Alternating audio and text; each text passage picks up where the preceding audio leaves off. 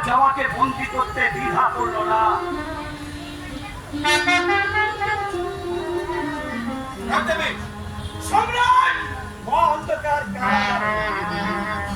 এই মুহূর্তে দেবতা সমাজকে দেব বস্ত্র সব খুলে ফেল, দেব অলঙ্কার সব খুলে ফেল। ভিখারি নেই এই মর্তলোকের মানবের দ্বারে দ্বারে ভিক্ষা পাত্র হাতে দিয়ে ভিক্ষা করে জীবন যাপন করবে। এটা দানবের বিচার। জননী জন্মভূমিষ্য স্বর্গাদপি করিয়সি, যার জঠর থেকে আমার হয়েছে জন্ম, তাকেও কিন্তু আমি অন্ধকার কারাগারে দেখতে আমি একটু উপকৃত হইনি।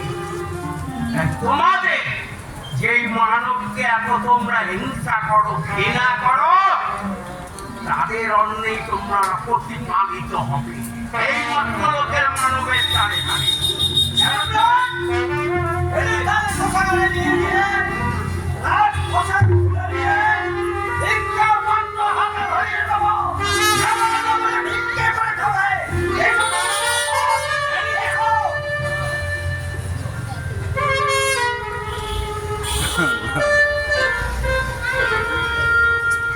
নাটকটা কেমন হচ্ছে একটু লাইক কমেন্ট করে জানাবে।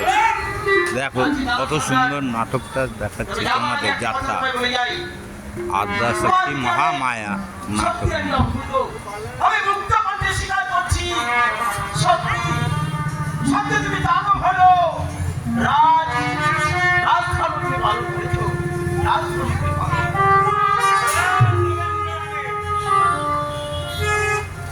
দেবরাজ দেবেন্দ্র বাসরের অর্ধাঙ্গিনী দেবেন্দ্র,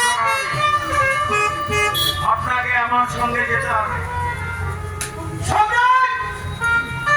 আমি চললাম রাজসভা পরিত্যাগ করে দেবতাকে রক্ষা করে নে, কিন্তু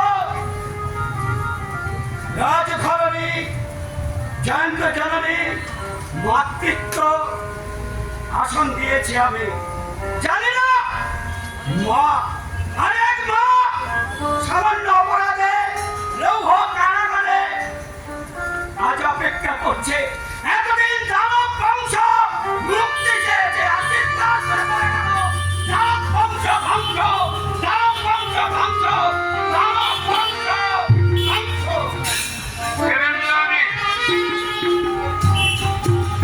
আমার সাথে তোমাকে যেতে হবে, চলো আমার সাথে। তোমাকে যেতেই হবে দেবেন্দ্রাণী, আমি জোর করে নিয়ে যাব। সোজা কথায় যদি না দাও তাহলে আমি তোমাকে জোর করে নিয়ে যাব। একটি কথা মনে রেখো, সোজা আঙুলে তুমি কি দাও নে, আঙুলটা তবে ভালো করে বেঁকিয়ে তুলে দেবো। বলো যাবে কিনা, বলো যাবে কিনা, তোমাকে যেতেই হবে। বলা যাবে কিনা, তোমাকে যেতেই হবে। বলা যাবে কিনা, যাবে না। সন্তান যদি মাকে মা বলে সম্বোধন করে এই পাতাল গহ্বরে স্বর্ণ সিংহাসনে যদি তোমাকে প্রতিষ্ঠা করে, যদি সন্ধ্যা আরতি দুবেলা আটক কুণ্ডুল কাঁচা লম্বা দিয়ে তোমাকে যদি